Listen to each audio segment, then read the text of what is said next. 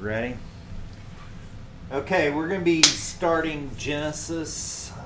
Today will be an overview kind of day for Genesis. And to get us started, I thought we would play a great Chinese TikTok video here.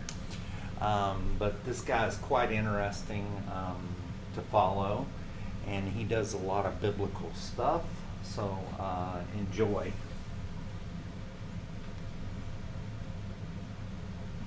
And hang on. Technical difficulties today. Now. Has science actually proven that Adam and Eve were real and that we are all their descendants? Check this out.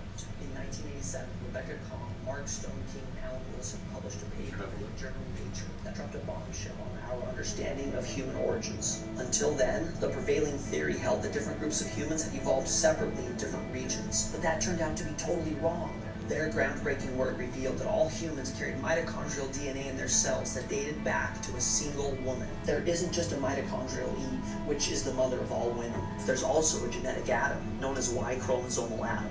When did they live? According to mainstream science, mitochondrial Eve and Y chromosomal Adam lived between 150 and 200,000 years ago. However, in the peer-reviewed paper modeling the recent common ancestry of all living humans, scientists calculated that everybody living today does in fact have the exact same ancestors, and that these ancestors lived between 5,000 and 7,000 years ago. Has science actually proven that Adam and Eve were real and that What'd y'all think? Kind of cool. Timing's about right, yeah. Yeah. I mean, I think, Chris, you were even talking about the 7,000 Right. being the... 6,000 years of man, and then there'd be 7,000 in the millennium. Yeah, a 1 year of rest, right, for the Sabbath. Yeah. So I thought that was kind of a cool video to start off with. We're going to be going through Genesis. So the layout of Genesis, we can kind of talk about. There's going to be 50 chapters in Genesis. So this is going to be more of a marathon than a sprint, which at this class, especially after y'all going through Revelation, you should be prepared for that at this point, right? So Genesis is the book of firsts. So we're going to go through a lot of things that are foundational to the other 65 chapters. We've kind of covered that in Revelation, where we saw the answer to things that were started in Genesis. So this should help you connect the dots. I think Chris and the guy you follow said that you're supposed to read Revelation first. Yeah. Yeah. Start with Revelation because all the answers are in the back of the book. Yeah. And then you go back to Genesis. And So we're actually doing his theory here, since we started with Revelation. So now we're going to be able to go back to some of those things like we talked about, like the sun and the moon and the 12 stars. We're going to see that back here, and a lot of the things that we, even in heaven, when we talk about Genesis 2 and we talk about before the fall in the Garden of Eden. So we're going to be able to go back to a lot of those things. You're going to, the creation thing is a hotly debated item. You know, there are as many theories on creation probably as we have on Revelation, as far as all the craziness around the creation and the different thought processes. We've talked about, they have the Big Bang Theory. I know when I went to, years ago, I went to a creation seminar, and they were explaining that they had hired, apparently, these PhD professors with an unlimited budget and 10 years to determine the origins of us.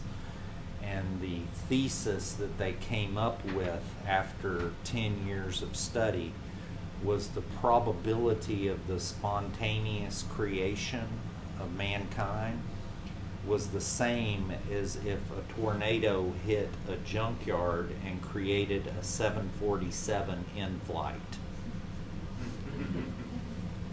So, Very low. yes, very low. So, One might say absurd. yes, one might say absurd. So you have to decide how much faith you're going to put in. At the end of the day, this is all about faith, right? What are you going to put your faith in? Are you going to put your faith in the Big Bang? Are you going to put your faith in creationism? Or are you going to put your faith in evolution, right? Or any myriad of all the other versions. Another quip about the Big Bang Theory is that first there was nothing, and then it exploded. So what caused the Yeah. explosion? Yeah. How could nothing explode? Yeah. Yeah. So there's a lot of absurdity to it. Another thing, if y'all haven't gone to Glen Rose, I recommend that as a field trip. Glen Rose has Dinosaur Valley State Park and several other places, and you can go and see the dinosaur footprints.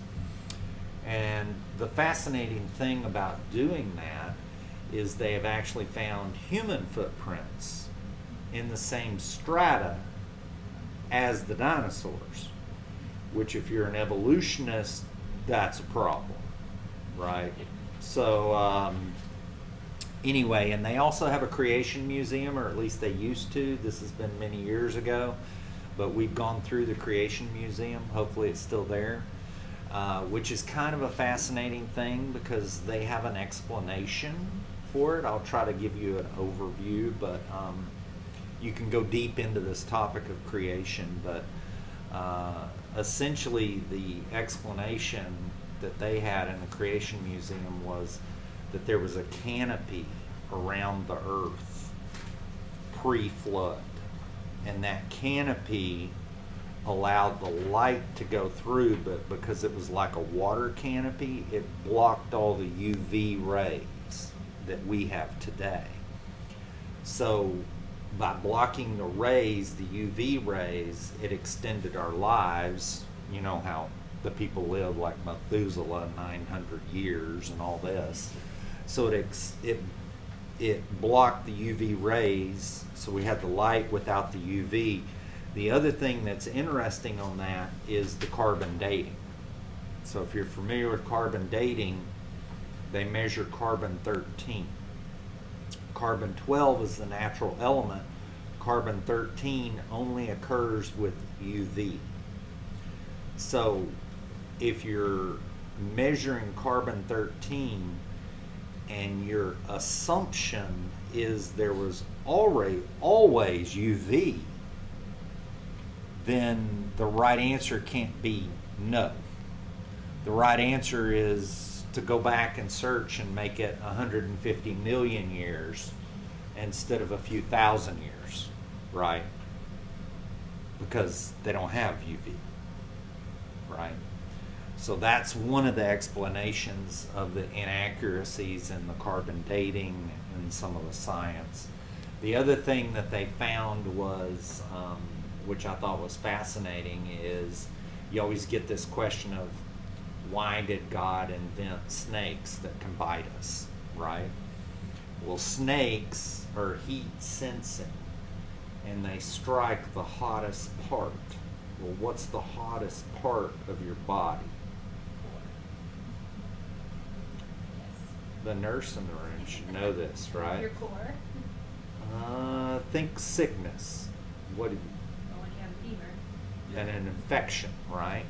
So the idea is if you put one of these poisonous snakes in a hyperbolic chamber and you recreate this atmospheric pressure pre-flood, is there milky venom that's poisonous, it actually turns clear and is actually a cure for many medical things.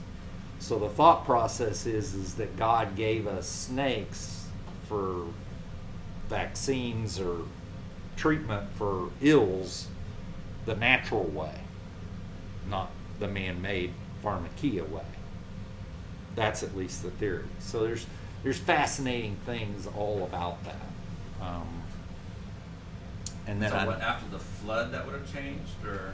yeah, so after the flood, if you take the same snake and you put it in this condition and then you put it over here, then you get two different things out of the venom, right? So the idea is that once sin happened and all that, we started going down the plane, and then the flood, he collapsed the protection and the UV and numbered the days of men, right? It's also a thing with reptiles where like they pretty much keep growing until the day they die. So if they're living hundreds of years old, you can kind of start to see that maybe that's where dinosaurs came from. Maybe that's where the dinosaurs was. Yeah. Do you want to talk any more about your stuff? I don't know if y'all got a chance to see his video, Yeah, but it so was just quite good. On the other side, kind of like why is Genesis valuable to us? Jesus in Luke 24, this is after he's resurrected, and the disciples are kind of wondering what's going on, what just happened. They haven't quite sorted it all out yet. And two of them are walking from Jerusalem to Emmaus, and then this person appears. They don't know it's Jesus, but it's Jesus. And then Luke 24:27 says, beginning with Moses and with all the prophets, he explained to them the things concerning himself in the scriptures. And then in John 5, he says, if you believe Moses, you would believe me, for he wrote about me. And the reference that I looked at counted 200 references in the New Testament to Genesis. And most of those are actually the first 11 chapters about creation and Noah and all that. So it's, Jesus is on every page. Yeah, and I think you said, what was it, only 2 books of the New Testament? Actually, yeah, 3 Philemon and 2nd and 3rd John. So all small books. But every other book has a reference to Genesis. Right. Only 3 don't. So one of the other things that I would highly recommend for y'all, if y'all want to go there, is we've recommended this book before, but it would be a special blessing if you did it during this study, which is The Unseen Realm by Michael Heiser. He is a PhD scholar, doctorate in Hebrew, and he goes very deep into the unseen realm. And the unseen, the spiritual realm, so like the Bible is, and we'll get into a little bit of this today, but the Bible is written on multiple planes. So it's true on this level, like if you read the parable of the seeds and the sower, right? If you physically throw seed on rocky soil, it won't grow, right? Or it'll sprout up and then die because it has no room. Or the birds may eat it physically, but it's also true on the spiritual realm, right? Well, in his book, he looks at the Bible from the spiritual realm and goes back to the original Hebrew, and it is mind-blowing. And it will unlock a lot of this whole spiritual element of the Bible that honestly almost every commentator misses. And it's mind-blowing. It's one of those things you have to read. Matter of fact, it's so mind-blowing that when you first read it, you almost think it's heresy. And then you have to read on a little bit to understand the difference between our one true God, capital G, and the little gods, because there are multiple gods, but they're in the spiritual realm, if that makes sense. So we're going to try to tie in some of the Michael Heiser stuff into this when we get to those sections, but it's kind of a framework that I think will allow you to go deeper and to understand this, especially the spiritual side. As far as the layout of Genesis, like we talked about, it's 50 chapters. It's interesting that one of the best verses at the end, and there's a lot, but Genesis 50:20, so you think of vision like 2020. Well, Genesis 50:20 is Joseph at the end, and he says, what you meant for evil, God meant for good, so that many lives may be saved. So you get this picture. We always ask the questions of why do bad things happen to good people and all that. Here's yet another example, right? Had not all this bad things happened to Joseph, he wouldn't be in the position to save all these lives. So let's go through. I put the chart here. We won't go through all this, but I put the chart here just to kind of give you all an idea. So chapters 1 and 2, we're going to go through the creation, the Garden of Eden. Like a lot of us, I don't think we fully grasp the power we have. Like in Genesis 26, 1, 26, and 27, God gives us dominion. As men and women, we have dominion over the whole earth, which can be described as land, air, and water, right? Because you have dominion over the animals of the land, the fish of the sea, and the birds of the air, right? So you have dominion over land, air, and water, and that's like a God-given right. And I think it's something that we need to really grasp. Like, God didn't want us to be slaves. He didn't want us to be. He wanted us to be strong men like Adam. That's the image or women like Eve, not to be sexist. In his image. Yeah. Yes, the title man, with the exception of the chapter in Genesis in the creation where woman is created, is normally generically includes women. So you don't want to read that the other way, generally speaking. But I think a lot of times in Hebrew the word Adam is mankind. Right. Mankind. Yeah. And there's a different word for male and a different word for man. Right. Thanks for clarifying.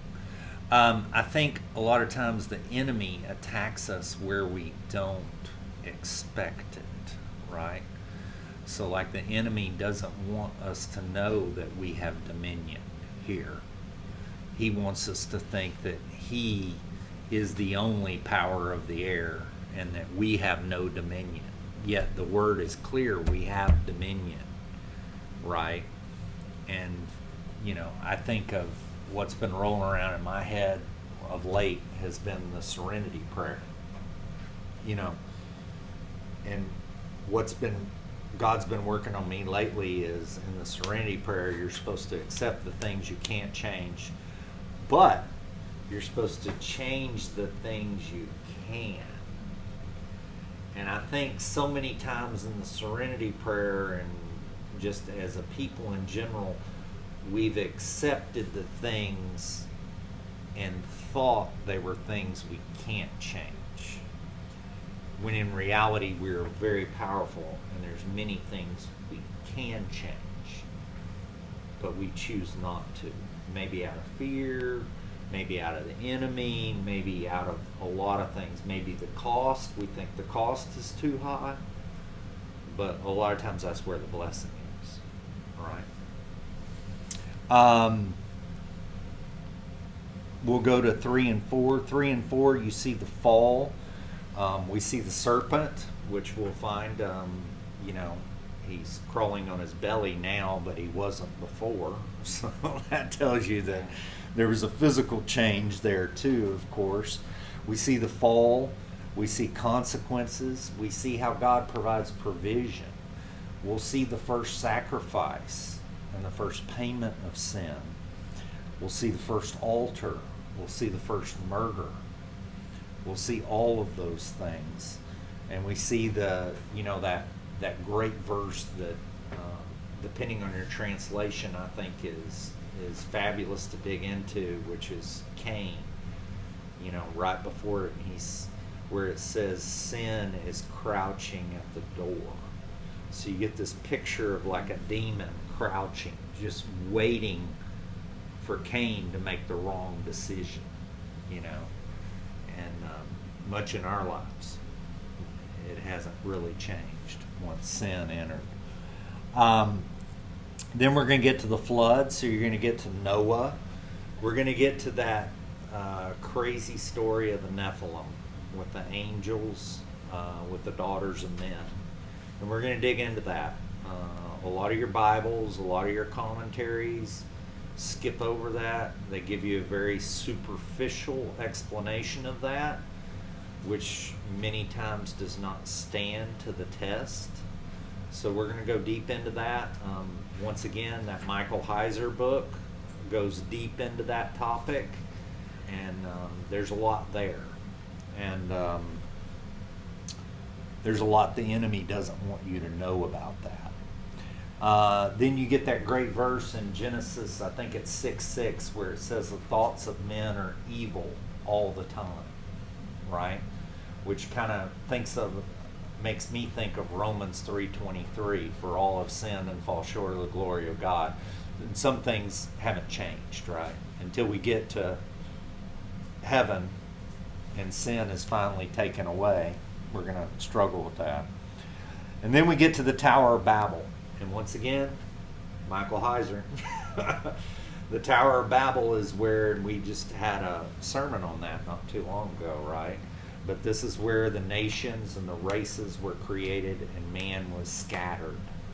And we'll dive into that when we get there, but God made a special people out of Abraham, and he gave the others to their gods, little g, right? And we'll see how humanity was divided at that point. Okay. Then we get into Abraham. So the forefathers, Abraham, Isaac, and Jacob, is what we're going to kind of talk about. And with the story of Abraham, it's a fascinating story. You've got a guy who worships the moon, right? Far from God. And God calls him and makes a whole new race of people out of him.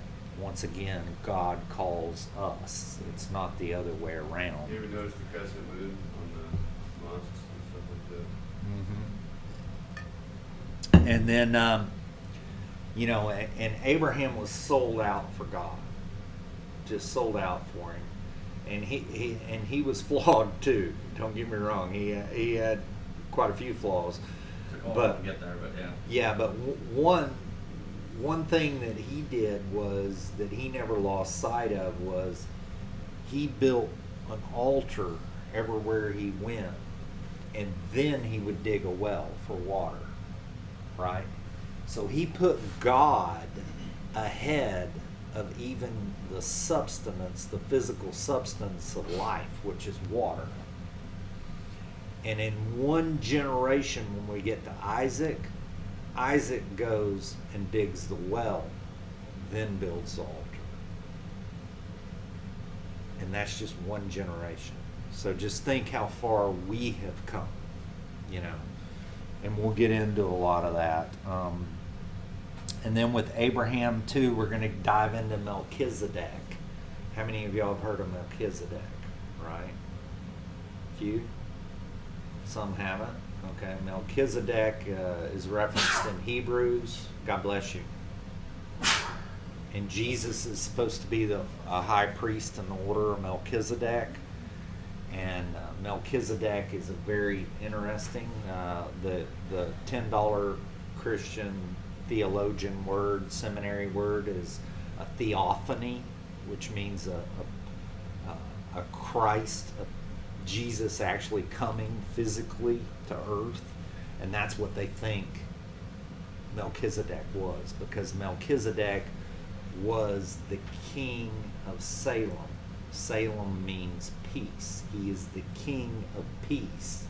And he comes, and Abram bows down and actually gives the tithe. You've got the very first tithe ever in the Bible right here that was rightfully given to the king of peace. And what does the king of peace bring with him? Bread and wine, right?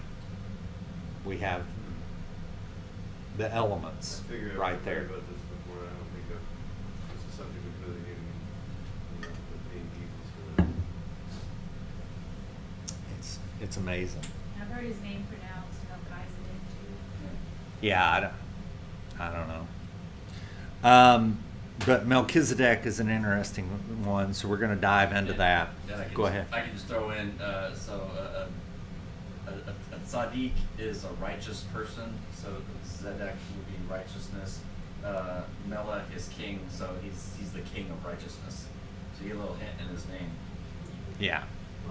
King of Salem, King of Peace, King of Righteousness. King of righteousness, So, and then you get to Isaac. So, we kind of mentioned Isaac a little bit, the beloved son, and then you get this picture where Abraham sends his servant to get a bride for Isaac, which is the entire story of the Bible in one story, which is really fascinating. So we're going to dive into that with all the symbolism of Abraham representing God, sending the servant, which is the Holy Spirit, to come and get a bride, which is Rebekah, to marry his son, Isaac. And then Rebekah has to agree to marry the son and leave everything she knows behind and go on a difficult journey, all without seeing the groom, you know? And you get this fascinating scene of the whole Bible story right here. And it's quite fascinating. And the servant is not named in Genesis 24 because the Holy Spirit never speaks of himself. Mm-hmm. But if you go back to, was it 15, somewhere in there, his name is Eleazar, which means helper of God, God's helper. And did Jesus say, I will send a helper? Mm-hmm. So yeah, there's all this imagery. So, once again, Jesus is throughout. It's like a scarlet red thread through the whole Bible. Then we get to Jacob. Jacob is, spiritually speaking, a screw up, okay? Which is a person I can relate to, right? Maybe y'all are more put together than I am, but I love people that are screw ups in the Bible, right? Jacob is an absolute train wreck. I mean, his name means heel grabber, which, because he physically grabbed his brother's heel when he was born, twin, because he wanted the birthright, which was the strong thing that he's known for. But heel grabber also means liar and cheat and all those things, which he is also very well known for. And he is a train wreck, yet God selects him and uses him. And to me, that's a story of hope, you know. The line is, if God can justify Jacob, he can justify anybody. Yes. Yeah. But the thing that Jacob had going for him, not only did he value that birthright so highly, and he wanted to be blessed, and you don't see God use the word hate much in the Bible, but it says in Esau, in whom I hate. And I'm paraphrasing, but he hated Esau because his brother sold his birthright for a bowl of stew, right? Now Jacob was conniving to even try to steal it for a bowl of stew, but it was on Esau that he valued it so little, right? So you see this great, and then you see him actually wrestling God, you know. He wrestles God and won't let go until he's blessed, you know. What a message for us, right? I mean, are we willing to not let go until we're blessed, you know? Do we value our birthright, our status that we have as children of God? So that's a cool story. And then you get in the Jacob story, you get, and I kind of alluded to this earlier, but there's laws, right? Here on earth we have laws of gravity, right? If I drop something, it's going to fall. We know that's a law, right? But there are spiritual laws, and the spiritual laws are just as true, if not more true, than the natural laws. And one of the spiritual laws that you see clearly, especially in the story of Jacob, and this goes throughout to our very day, is sowing and reaping. So you see Jacob, he stole his birthright and the blessing for his father using a goat, right? A sheep. And then killed the animal and then put it on it to fool his father. And then fast forward, his son, whom he loved, Joseph, is what? Taken. And then his brothers get a goat from the flock, slaughter it, and put it on the coat of many colors and trick their dad with the same blood of the goat that he used. And it's sowing and reaping, meaning what we sow, good or bad, is going to come back. God will, just like Jacob, God can give us favor and he can protect us and he can do mighty things through us. But there's a few things he won't do, and he won't protect us from what we sow, right? The consequences of our actions. He'll use those things, but he won't protect us from them. And then we're going to get into Joseph. And Joseph has more real estate in the book of Genesis than any other story. It's given so much focus. And you might ask, well, why? Well, Joseph has more parallels to Jesus than any other character in the Bible. Joseph really doesn't even have a flaw. There's only a few commentaries pick up that maybe he shouldn't have ratted out his brothers, but he was being faithful to his father. So if you look at this from a spiritual standpoint, where his father represents God, he's being faithful to God first. So even that is not. Go ahead. Have y'all seen, it's called Patterns of Evidence. There's a lot of good stuff in it. There's a lot of stuff I disagree with. But there's like a lot of artifacts and stuff they found that really support that. Like they think they found like a lot of stuff with like Joseph in Egypt and like some remnants of. It's just a really interesting watch. It's called Patterns of Evidence. There's some of it that kind of, it almost seems like controlled opposition at times. Yeah. But some of it is really good too. There's like a lot of stuff in there that really makes you think. So I recommend that. Yeah. Where is it?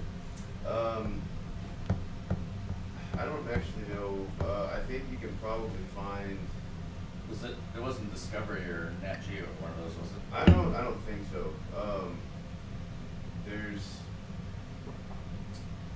There's a.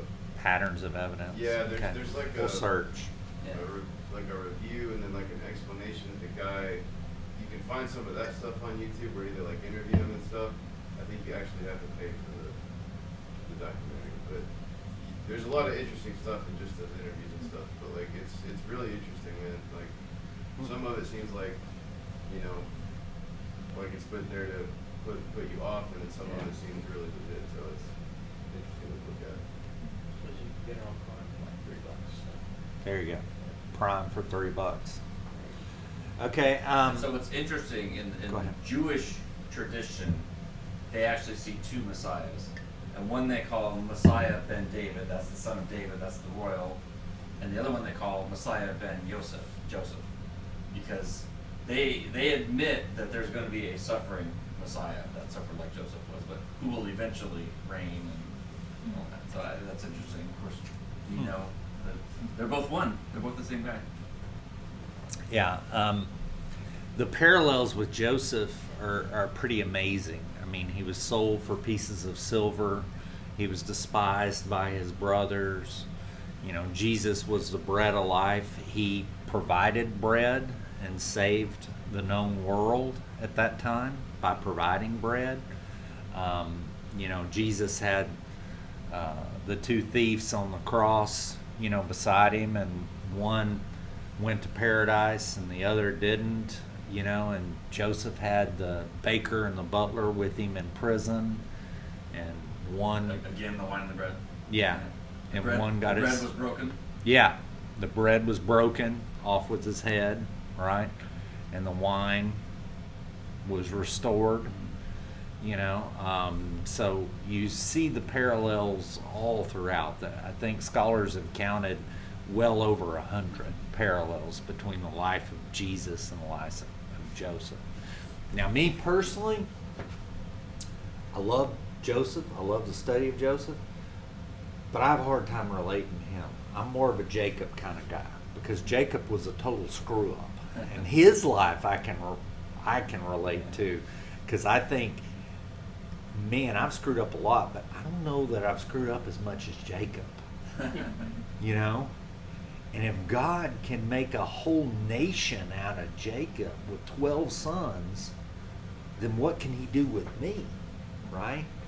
So, to me, there's a lot of hope in the broken characters of the Bible. And in some cases, I think the Old Testament is more narrative based, where you get into a lot of these stories, and the Old Testament is graphic at times. We're going to go through some. I didn't even go through, what is it, 38? Genesis 38. I reference it Genesis in the Wednesday night 38. video coming up. Yeah, tomorrow. it's graphic. So Yeah. there's some definite adult ratings on some of this stuff, but the Bible, it doesn't spare the details, and it records in the Old Testament what happens and the consequences, right? So that Abram, and Jacob too, took multiple wives, and while they were allowed to do that, they were also sowing and reaping, right? They reaped the consequences of having multiple wives, right? And so God shows that very clearly. But I mean, if you notice, there's a couple of chapters on the creation, and that's the stuff we make the big deal about is creation, and that's the big debate, creation and evolution today. Well, notice out of 50 chapters, only 2 really talk about creation. The rest are all about redemption. In fact, the rest of the Torah is about redemption, redeeming his people, and the New Testament is about redeeming us. So, I mean, really the whole Bible is about redemption. Yep. Man, in our limited vision, we focus on The know, two what's chapters. just- yeah. The creation. And I'll read a little bit. I put it here in your handout, but McGee tells this story. He says there's this editor, and they're working on the paper, and he's got one of his reporters writing this really long article, and he burning the midnight oil on this article. So the editor goes to the reporter and says, this story is not that important. Why are you dedicating this much time to it? He said, God only put 282 words in the whole story of creation, and look at your article. And the reporter quips back and says, well, had he had a couple of hundred more words, maybe we'd have 1,000 less questions. So the point of that story is God purposely gave us an abbreviated version of the creation story, because the purpose of the Bible, the purpose of Abraham and even Noah, was counted as righteousness, right, for faith, right? So we're not going to get the mitochondrial DNA analysis in the story of creation. It's about to be faith. Now, we're blessed to have some science that backs up some of that faith to strengthen our faith, but at the end of the day, it's about faith. Right?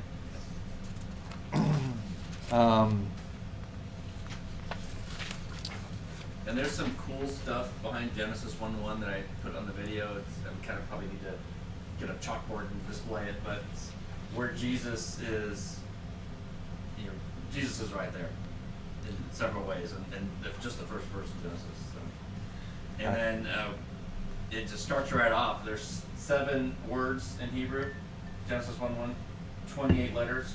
So you're seeing right off the bat, we got sevens everywhere. So, and then we just studied Revelation with all the sevens there. So. Yeah, and the Apostle Paul wrote in Romans, "For the invisible things of creation of the world are clearly seen, being understood by the things that are made, even his eternal power and Godhead, so they are without excuse." I mean, all you have to do is stay up at night and see some shooting stars or a sunset, and it's hard to believe that a tornado going through a junkyard could create that. Right. Or a baby being born, Right. or, all the miraculous things. And by the way, God has to have a sense of humor. I mean, just look at nature. We have a platypus, Yeah, and giraffes, and just some crazy things. Stink bugs, which they still don't know how. They have like the explosion thing where a spark. They can't figure. Evolution has no answer for certain things in creation. A bumblebee that's not why is supposed to there- fly. Yeah, why is there color, 50 feet in the ocean and lower when there's no light? Right. Why would there be? What do you need color There for? should be. Just Yeah. just for his pleasure, right? Yeah. Yeah. So, I think that's about it. I don't know. Do y'all have questions before we begin? We're going to go verse by verse, like we always do. So, be prayed up. I definitely think a lot of stuff was hidden from our minds because our minds would explode if we tried to comprehend Yeah. it. Yeah, and actually I didn't mention that, but that was the point. I did it this morning, but there's this great quote in Job. Let me just read it here. It's on page 2 of your handout, where he says, God asked the question of Job, "Where were you when I laid the foundations of the earth?" So it's one of those things where, we have to remember we're here, he's there. Right? And with our finite minds, like you said, it would blow us up. Even if he told us, we probably couldn't get it. Like the great spiritual movie, "You Can't Handle the Truth." Yeah. So, any prayer requests?